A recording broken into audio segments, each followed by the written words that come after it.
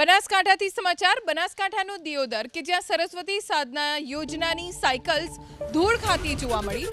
Deodar GIDC વિસ્તારમાં Saraswati સાધનાની cycles ધૂળ ખાઈ રહી છે। ખાનગી ગોડાઉનમાં સરકારી સાયકલનો જથ્થો કોણે મૂક્યો તે સૌથી મોટો સવાલ। ગોડાઉન નંબર 18માં સરકારી સાયકલ્સનો જથ્થો પડી રહ્યો છે। સરકારી સાયકલને હવે કલર કરી અન્ય જગ્યાએ મોકલવાની ચર્ચા શરૂ થઈ ગઈ છે। અમારા સંવાદદાતા વસંત પાસેથી વધુ જાણકારી પ્રાપ્ત કરીશું। વસંત, સૌથી પહેલો સવાલ કે આટલા મોટા જથ્થામાં સાયકલ્સ અહીંયા કોણ મૂકી ગયું, કોણ લાવ્યું છે અને હવે આ સાયકલ્સનું શું? બિલકુલ, જો મહત્વની વાત કરવામાં આવે તો જે વિદ્યાર્થીનીઓ માટે આ સાયકલની ફાળવણી રાજ્ય સરકાર કરતી હોય છે, પરંતુ આ દિયોદરની જે જીઆઈડીસી છે ત્યાં મોટી સંખ્યામાં આ સરકારી સાયકલનો જથ્થો મળી આવ્યો છે। ખાસ કરીને જે શાળા પ્રવેશોત્સવ 2023ની સાલમાં જે ફળવાયેલ સાયકલ છે જેનું કલર કામ, રિપેરિંગ કામ હાથ ધરવામાં આવે છે।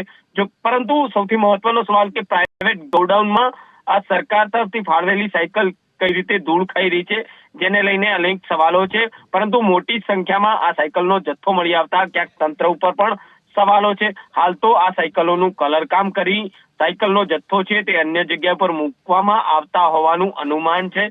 જોકે આ દિયોદરમાં આવેલું જે જીઆઈડીસીનું 18 નંબરનું ગોડાઉન છે ત્યાંથી આ સાયકલનો જથ્થો પણ મળી આવ્યો છે। 2023ની સાલનું આ સાયકલ છે જેનું હાલ તો રિપેરિંગ કામ કરાતા અનેક સવાલો જોવા મળી રહ્યા છે। વસંત, આભાર જાણકારી આપવા માટે।